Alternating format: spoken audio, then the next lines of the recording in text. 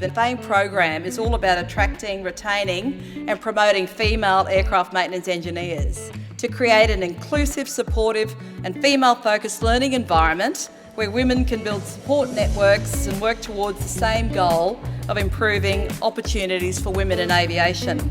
FAME is a perfect example of this. Inviting more females to train and work in aircraft maintenance engineering is the first of many underrepresented cohorts that Aviation Australia would like to continue fostering in diversity, equity and inclusion activities.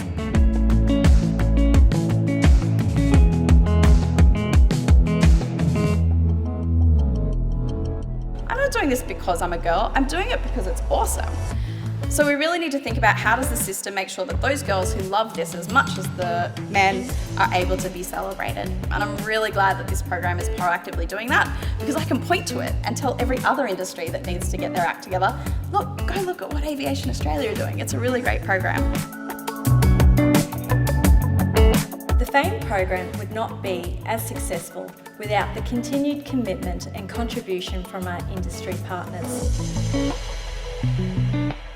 It's a first of its industry and Aviation Australia is taking the lead in that field.